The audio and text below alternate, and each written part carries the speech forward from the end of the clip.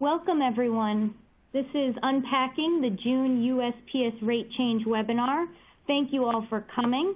I'm Caroline, and I am part of the Neopost marketing team, and we're based in Milford, Connecticut.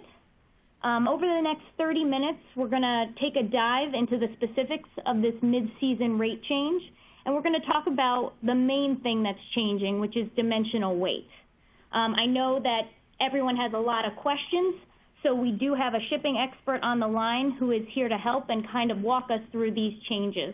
I'm going to bring him up in just a moment, but before I do, there are a couple housekeeping things I want to go over. First off, if you do have a question, if you're experiencing technical difficulties, or if you have a question about dim weight or your specific use case, we want to hear it, but please wait until the end. We are going to be answering questions the last about 10 minutes of the webinar. Also, if you do want a copy of the webinar, that will be sent out to you at the end. We send it out to all registrants. We also send out a slide PowerPoint and an FAQ doc that has all your questions compiled into one PDF. So don't worry, you'll definitely get all the information that you need. And this will be sent via email. So let's get started. First, we have our speaker, Justin Cramer. He's the founder of ProShip, which is a multi-carry shipping software company. And he has over 2 decades of experience in shipping software and has worked with hundreds of clients around the world on developing their shipping solutions. So he's going to bring his expertise to us today for about a half an hour, and we are thrilled to have him. So Justin, thank you so much for coming. Thank you for having me. I look forward to us having a great conversation today. And to really kick things off, let's go ahead and let's jump right in and talk about what we intend to talk about today, such as how the industry has changed over the years. So obviously, as you mentioned, I've been in a few more years than I'd like to comment, but a lot of changes have occurred, especially in the last 5 years. We're going to look at some of the challenges that companies are facing right now, as well as why is the United States Post Office changing, and what can our listeners do to actually help navigate that change. Okay. So without any further ado, let's talk a little bit about what's going on in the industry. Right now, we know that more and more customers are receiving packages every year. We know that the market segment itself continues to grow. It just keeps getting larger and larger. It has in the past, and as we can see, we're expecting a huge growth rate going forward. So it's not as if these things are going to change anytime in the near future. The fact that you're looking at that annual growth rate in the bottom there of between 17 and 28%, when you compound that, that's just a massive growth rate. So it's not as if these changes are going to stop here anytime in the near future, especially as we see that market continue to change, advance, and grow. Yes, that's a great point, Justin. And I know for small and mid-sized shippers, Neopost shippers, a lot of the industries that are experiencing exponential growth are, accountants sending out tax returns in those kind of heavier flats. We also see a lot of small medical offices and pharmaceutical companies that are also experiencing, massive increases in their shipping. Are there certain industries that you're seeing kind of on the enterprise level that are experiencing a lot of growth? Yeah, that's a great point, because we've actually seen different companies than we've seen in the past entering the enterprise shipping market. And that, as you'd expect, the retailers are all over the market. They're doing everything in their power to compete with the expectations that customers have nowadays. But what we've seen is, like you said, we've seen some medical, pharmaceutical companies start to join in. But then one of the larger changes that we're seeing as we start to see the internet allow us to order directly from manufacturers is manufacturers have really been a big play in the last few years as they have enabled their customers to purchase directly from them. And of course, that means they have to fulfill directly to those customers as well. No, that's great. Thank you. So let's move on. So today we're going to be asking a lot of questions from our audience, 3 to be exact. And let's move on to our first poll here. We really want to understand how your parcel volumes are changing. It helps us to communicate with you during the rest of the demo, and we really want to have that knowledge. So are you seeing a significant increase, a small increase? Are you leveled out, or are things going down for you? And we'll give this a good 60 seconds for everybody to get an opportunity to answer this question. All right. Yeah, so now as we have responses coming in, I know on our end we see kind of a mixed bag when we do a straw poll of a lot of our small to mid-sized customers. We do see a lot that are experiencing kind of mild increase in parcel volumes, and then on the ends, a select few that are seeing that massive increase, and then, there are some that really haven't seen that much of a change. So it really is a mixed bag on our end. So I'll be interested to see.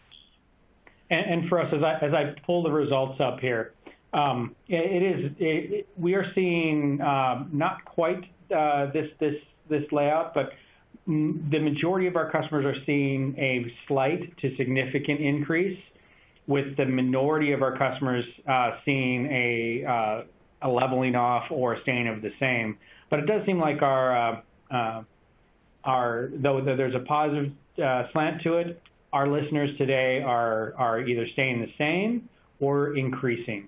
So we'll have a lot to talk about because, of course, as you increase, automation helps ensure that you're able to get more out in a given unit time with the same amount of labor. Carolyn, did you have any other comments on that before we move on? No, that's great. Great info to have. Thank you all for sharing. Excellent, excellent. So one of the things that we want to look at today is we know things are changing in the industry. There's always increasing rates. There's fees and surcharges which change every year for every carrier out there. But one of the big ones that's hit us a lot in the past few years has been the dimensional weighting process, which this entire webinar is going to be about. So let's move on to our next poll, and let's find out, what is your top concern? Is it dimensional weighting? Is it the base rates themselves, or the carrier fees and surcharges? Right? Because those are a lot of the things that affect the customers as we see them from an enterprise level. From the other side, Carolyn, are you guys seeing the same three concerns as well? Yeah, absolutely. With an emphasis on increasing shipping rates and probably carrier fees and surcharges. Dimensional weight is something that now I think more people are becoming aware of, especially with this USPS change.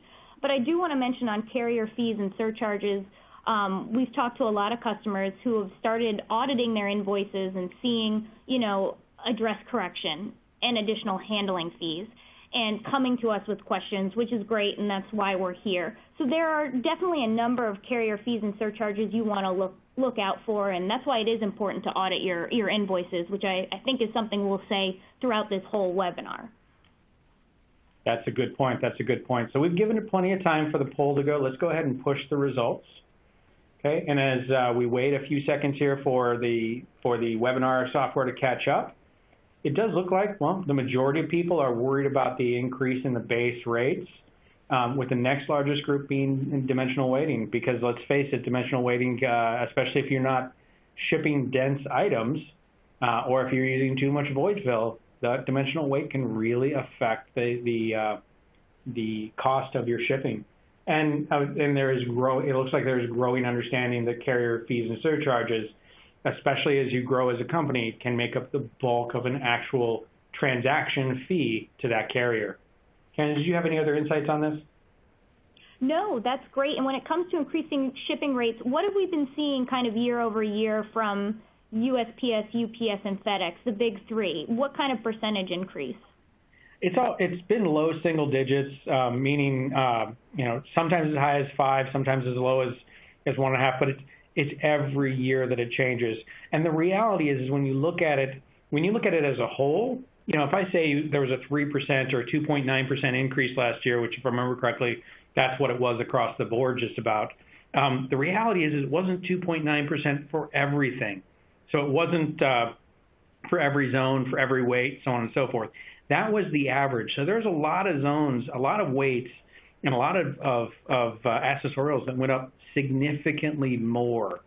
Okay, the carriers are doing their job. They're looking at where things are actually being shipped to, But of course, when they actually put out what their rate changes are, they put out across all origins, all zones, and all weight breaks, which makes them look significantly lower than they might actually be for your impact. But in this case, I think we want to focus on dim weighting specifically. We want to show you how that affects you. This isn't exactly a base rate or an accessorial webinar today. It really is about that dim weight, which the other carriers have already got in place. But for this June, the United States Post Office really has a slightly different method for what they're using for the carriers than what UPS and FedEx have been doing. So first, if you're shipping things that are less than a cubic foot, this will not apply to you. You should be fine, okay?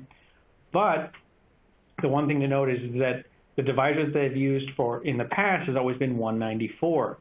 That number is actually dropping down to 166, meaning you need to ship even more dense items not to be rated based upon the dimensional weight rather than being weighted on the actual weight.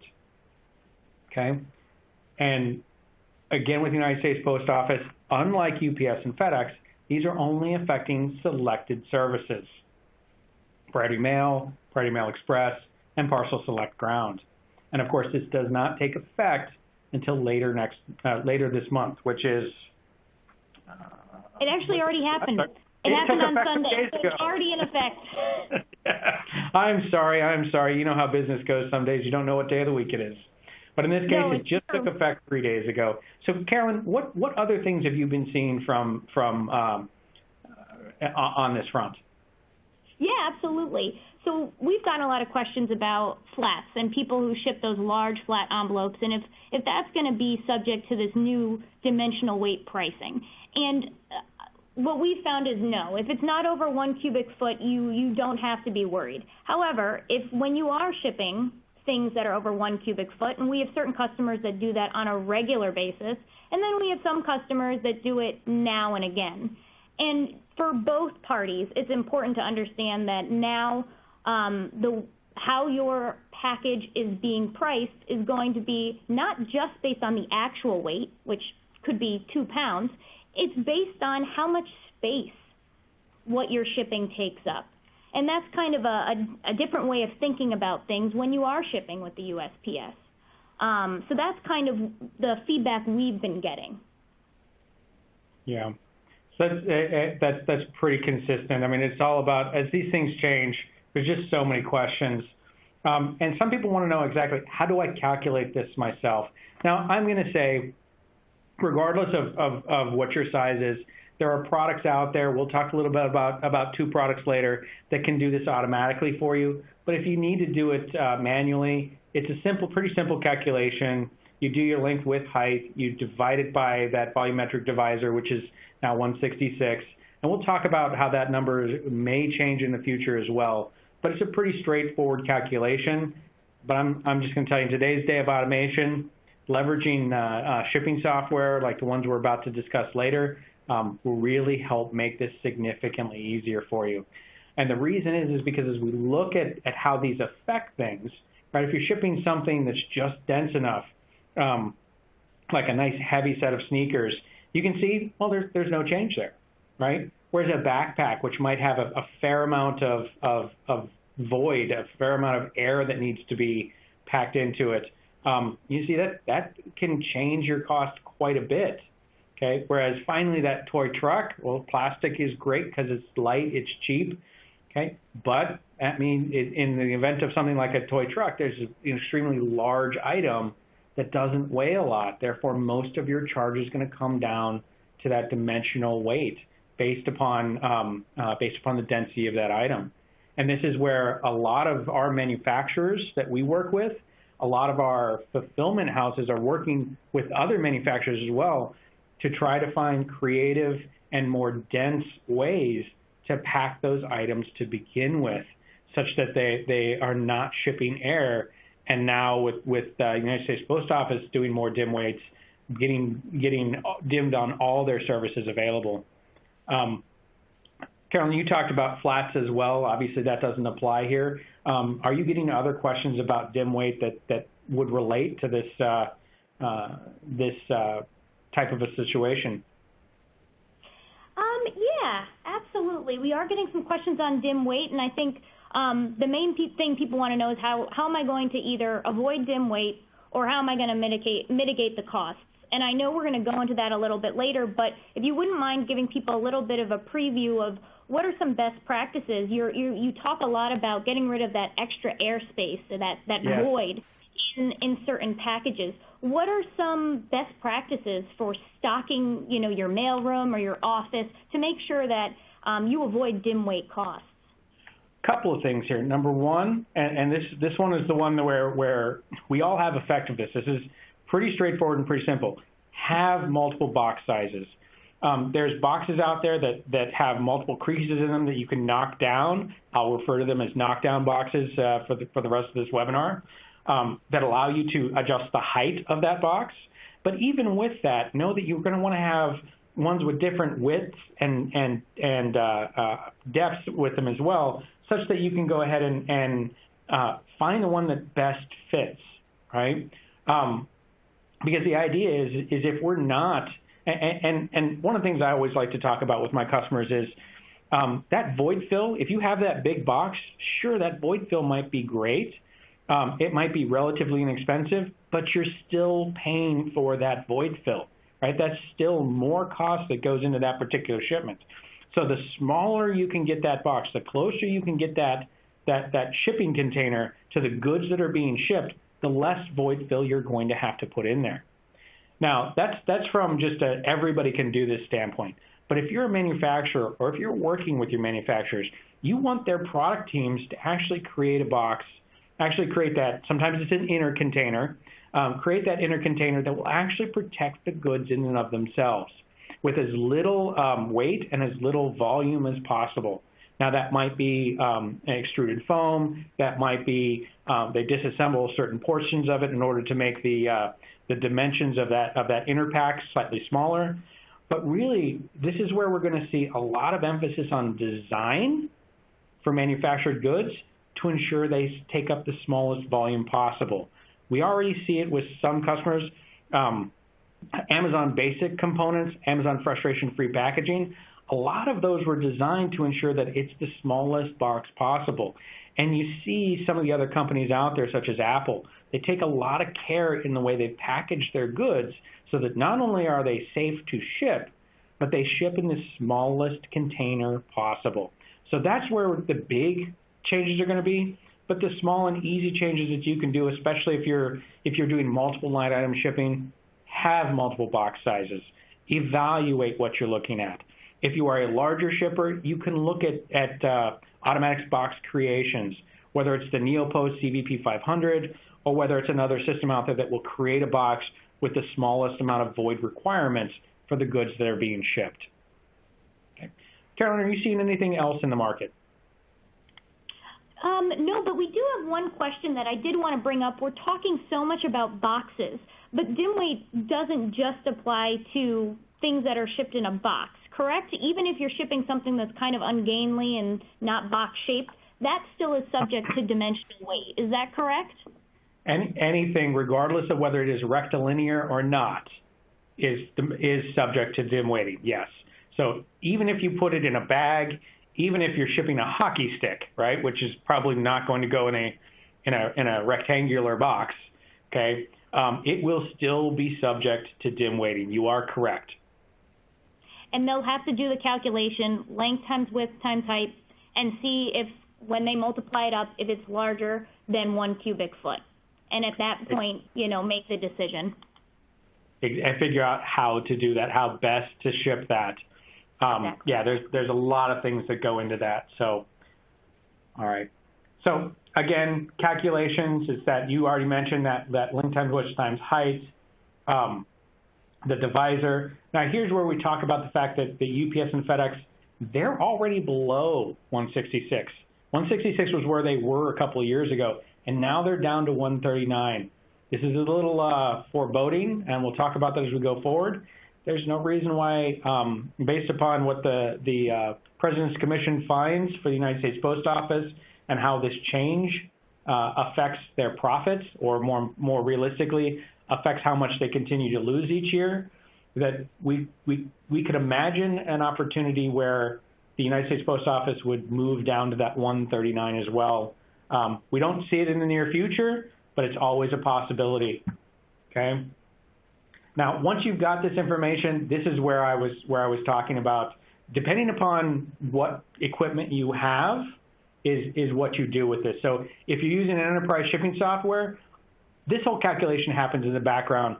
You simply need to use either a dimensional scale that will pass the information, whether that's an inline scale or a benchtop scale that captures dimensions, or whether you're using multi-carrier software for the mid to small market.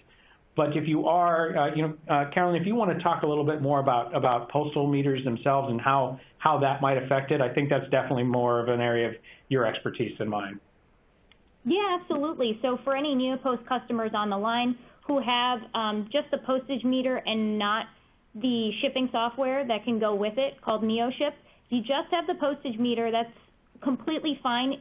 What you have to do is calculate the dimensional weight by hand, or we do have a dimensional weight calculator that you can find online and bookmark, and I've put that in the Resources Center. So if you look in the Resources Center on your screen, you can find a link to the dimensional weight calculator.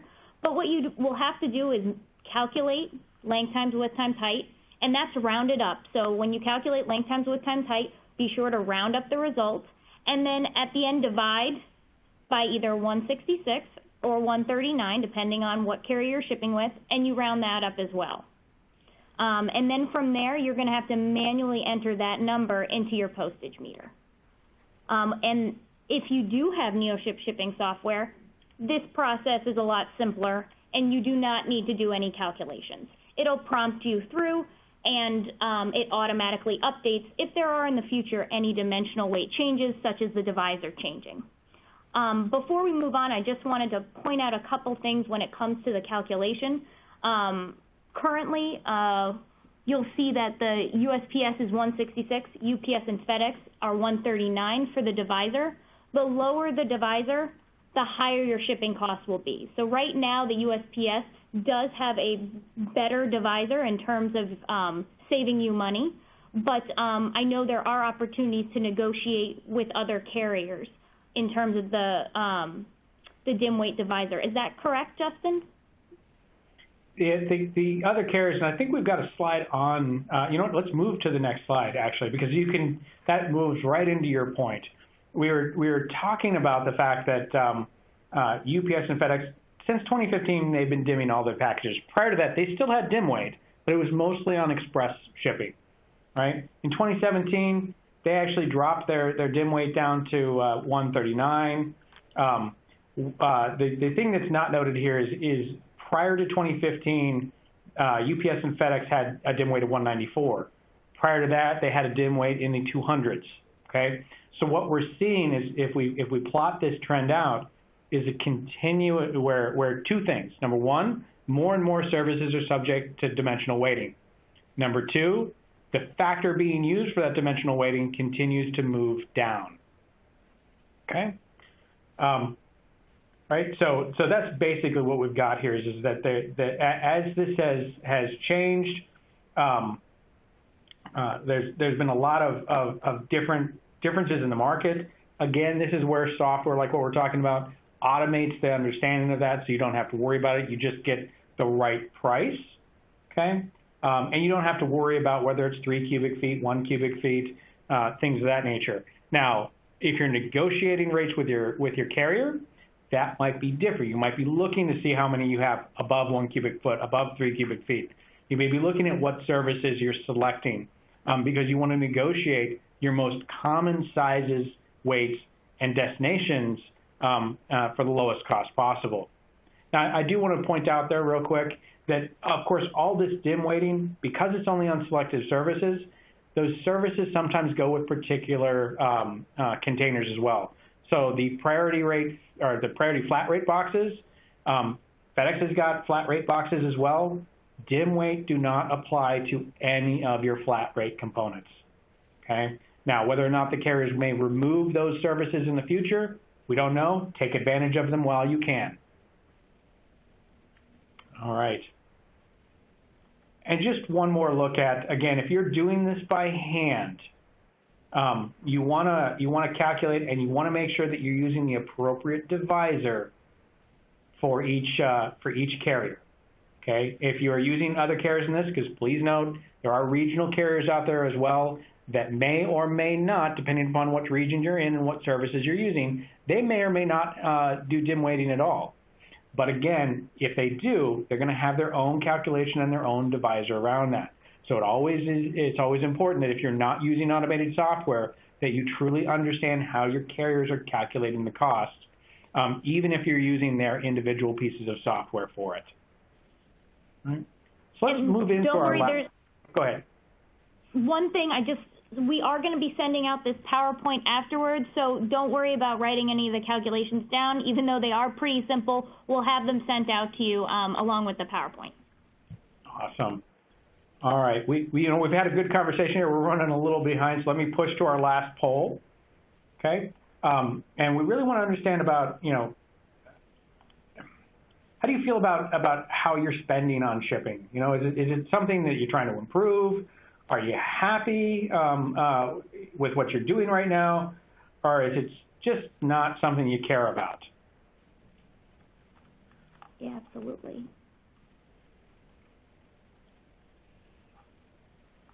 Yeah, it's interesting because I know at least on the Neopost end, we're essentially, a big mailing company. And recently, as shipping volumes have increased, we've really tried to start meeting these new shipping needs to the best of our ability. So this was just kind of I was interested to see how our customers have been changing. Their needs have been changing, and particularly in regards to shipping. Yeah. Well, and let's face it, in the last decade, there's been a lot of education out there about shipping. There's a lot of good training things that you can go to, a lot of good trade shows that teach these things. So I am sure that a lot of people are learning more and more about it in order to up their confidence overall. All right, so let's give this another 10 seconds or so, and let's go ahead and share the results. Okay, so it does look like the plurality of our customers are very happy. They're confident in what they're doing, but there's still a pretty big segment that, of course, is always looking for changes. Carolyn, is this pretty much the layout you expected? Yeah, no, this is great. This is great. Seeing that most people are finding kind of a shipping solution or a shipping workflow that works for them. And then we've got a couple who are looking to improve or find ways to innovate in their shipping is great to hear. Awesome. All right, let's keep moving on here. All right, so let's talk about ways that we can help mitigate the problem. Right, and we alluded to this earlier. Use packages and services that are not subject to it. Use those flat rate boxes when you can. Okay. If you're doing dense items, though, remember you might be paying more for that flat rate box if you're not actually checking what it would cost to ship in a normal box. Okay. Use the smallest box possible. I talked about the fact that we're expecting manufacturers to start providing smaller and smaller boxes for which their items will be in. Likewise, if you're doing a multi-line on an order, you want to use the smallest box possible, so you need to have a selection of boxes for your packing stations in order to minimize that dimensional weighting.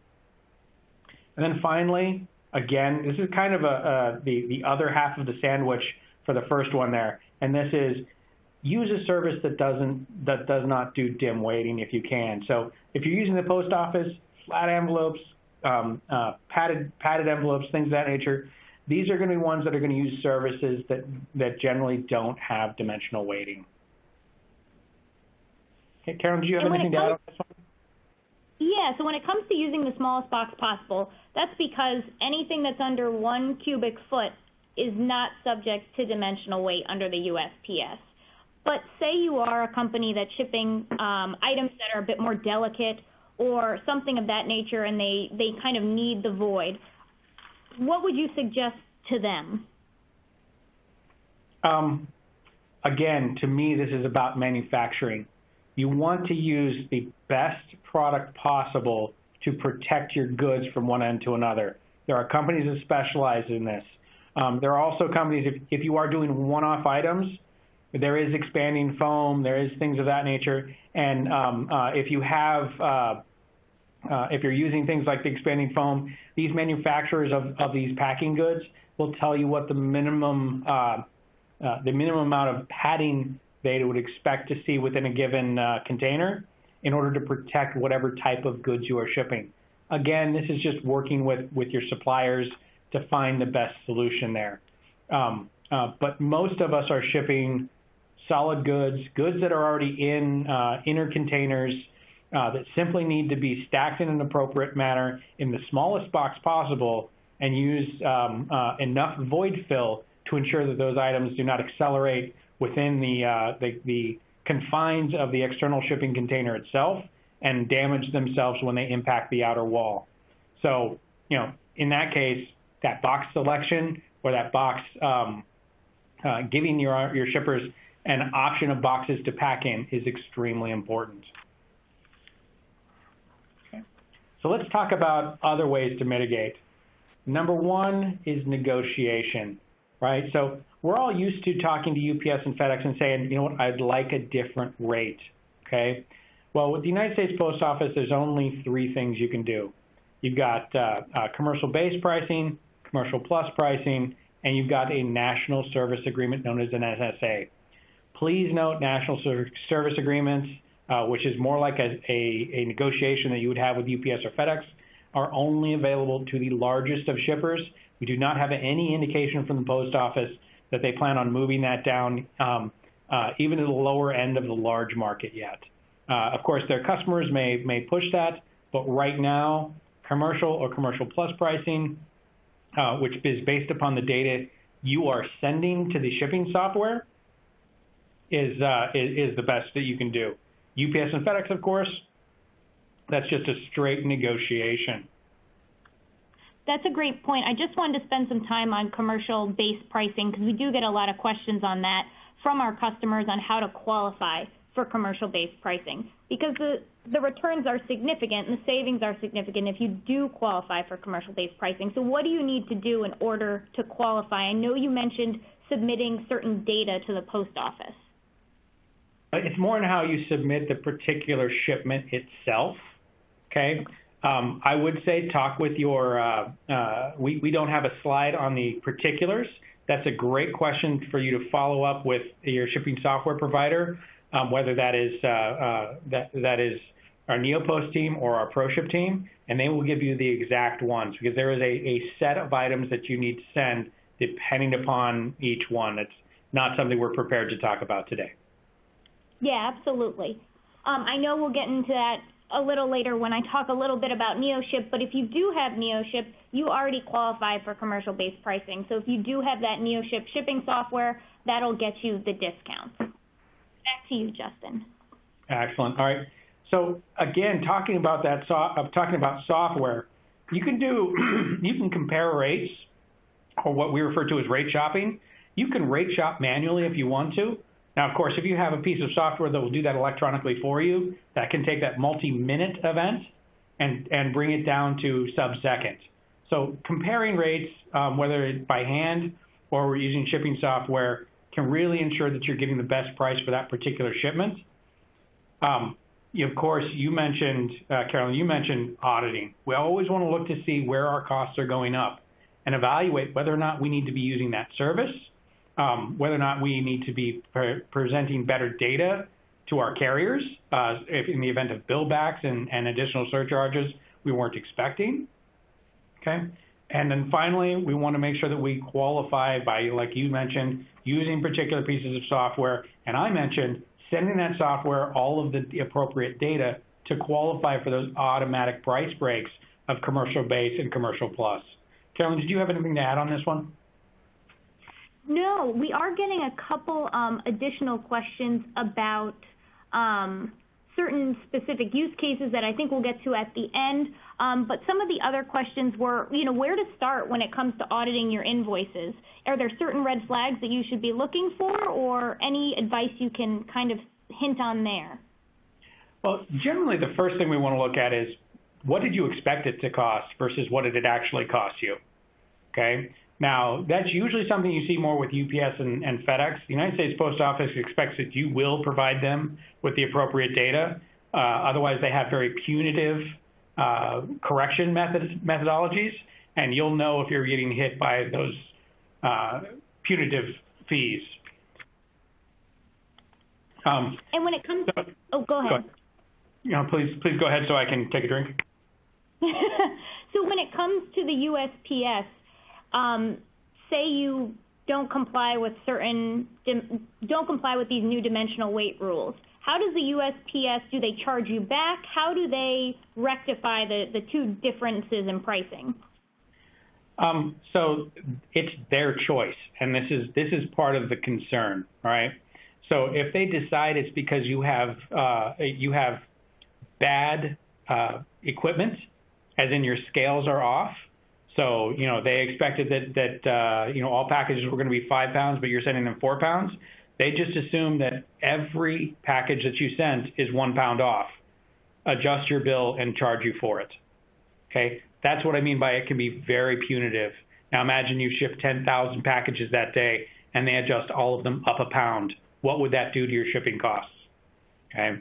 Now, that is probably the harshest they could be. Other than telling you can no longer ship with them. Back in the days of mail manifesting, which some of us still use, they were denying some shippers the ability to use mail manifesting, which at that point in time when there was no alternatives, meant you could not ship the United States Post Office. Unlike UPS and FedEx, where they're profit driven and they're willing to help you help them, the United States Post Office is compliance driven. If you're not compliant, they are less likely to help you at all. So one of those things that you always have to be concerned about is maintaining good data flow to the United States Post Office. At least they take a punitive or greater action against you. Okay, great. Good to know. All right. So let's go ahead and let's talk a little bit about that software. Carolyn, you want to take the lead here on the NeoShip shipping software? Yeah, sure. So NeoShip shipping software, this was built to work with your postage meter if you do have a NeoPost postage meter, and if you are shipping. So it creates those USPS IMPB compliant shipping labels that you put right on your package, and that ensures that you get those commercial-based pricing discounts, which can amount to a lot depending on how much you're shipping. So definitely talk to your NeoPost rep or your shipping consultant and see, what the best option is for you. The other reason that NeoShip is a big bonus to a lot of our customers is that it allows you to compare rates. So the big three, UPS, FedEx, and USPS, you don't have to move between different workstations. You see it all on one screen and are able to compare the different rates. This just gives a lot of our customers a lot more confidence and a lot more visibility to the different prices and ensures that they're getting the best rate. So when it comes to reporting back to, CFOs or bosses about, how much are we spending on shipping, why are shipping rates going up, you have a leg to stand on and know that you were getting the lowest cost possible, which is always a nice peace of mind. Finally, this helps eliminate a lot of the complexities of shipping. I know we get so many questions about shipping, and this makes it a lot easier. You don't have to deal with dimensional weight or any of some of the other issues that come up often. So that's kind of an overview of NeoShip, and please feel free to reach out with any questions to your NeoPost rep. And I'm just going to move it on to the enterprise solution, which Justin's going to talk about for a couple minutes before we move on to some of your great questions. Awesome. Now, ProShip, we are an enterprise solution, which means if you're shipping from 500 to 1 million packages a day, this software can help power your e-commerce suite, your customer service managers, help supply labels to your vendors, as well as power your actual warehouses themselves. So high levels of automation, flexibility, customization. It's designed to go into your enterprise software stack as you need to ensure that not only can you use the major carriers, UPS, FedEx, and the United States Post Office, but more than 80+ carriers around the world. So again, as mentioned before, if you've got questions about this, ask your ProShip rep, go to ProShipInc.com, ask some questions there, and you'll get a lot of the features that I was talking about today that you would expect in an enterprise class shipping software. So with that, let's go ahead and let's throw the resources up here and move on to questions. Carolyn. Awesome. So we're getting a lot of questions about flat envelopes. So flat envelopes and if they are subject to dim weight. Justin? Again, it depends upon the service level and the thickness. Okay. I've seen people put balls in flat envelopes because they'll fit. If that exceeds 1 cubic foot and you're using one of those 3 services, yes, it will be dim weighted. Yeah, and we're getting a lot of that about tubes, about kind of the flat envelopes, those shapes that are not straight box sizes. The best thing to do is to measure it. Measure the length times width times height and see if it comes out to over 1 cubic foot. So that's exactly. Kind of the best way to be sure. Yep. Yeah. So again, we know that UPS and FedEx, all of them will be subject to dim weight. But remember, just because your item is subject to dim weight doesn't mean that it is going to cost more than the weight itself. It's only in the event you have a very light item or you have a relatively light item. If you are, going back to my ball analogy, if you are shipping a plastic ball that has no weight to it versus one that is thick rubber, that thick rubber ball is probably going to go based on the cost itself, or the cost of the weight itself, whereas that thin plastic ball, which may actually crush, so you should probably put it in a padded box, but that thin plastic ball would probably be dimensionally weighted. So again, this is about density, not always just about the actual cubic feet itself. Yeah, that's a great point. So when you do the calculation of length times width times height and then divide by the divisor, which is 166 for USPS and 139 for FedEx and UPS, the resulting calculation, if it's higher than the actual weight, is what is used. But if the actual weight is more, that is what they will use to calculate the price. Yep. Okay. All right, let's see what else we have. So we have had a couple questions about the divisor and how they came up with those numbers and why are they different? I would call that a what the market will bear. Okay. UPS and FedEx have a lot of things that go into how they make their rate changes every year. And you'll notice that they didn't jump straight to 139. As I said, I'm old enough to remember when the dim weights were in the 200s, the dim weight factors were in the 200s. And they know how much, or they test how much they can push that down every single year. I will say that for UPS and FedEx, we see a lot of enterprise customers negotiating the dim weight factor. Okay, sometimes it's an extension of an existing dim weight factor for a number of years, but in the end, everybody eventually, over a period of about 5 years, ends up on the dim weight factor that the carriers have put out. So the carriers are literally just trying to maximize the profit on every single trailer load that they put out there. If you think about it, shipping a bunch of air may be profitable from a fuel savings, but it's not very profitable from a per trailer cost. So they really want to have these trailers at a particular density. They want to actually ship as much weight as is practical for a given, whether it's an intermodal container, whether it's a trailer, whether it's one of those boxes that goes into the large planes. They want to maximize that weight, and they want to evenly distribute that weight for purposes. So they're simply driving us through marketing forces to try to get us to do that. And how that's going to change, well, there's a lot of science, I'm sure, that goes behind that, but we can all see the trends as to where it's going, that at some point in time, whether it's the United States Post Office, whether it's the regional carriers, we are going to see more and more dim weighting going forward and those divisors going down. Okay, great. We have one more question here, and it's about audit fees, and it's about if the UPS charges an audit fee for anything that's not shipped in a box.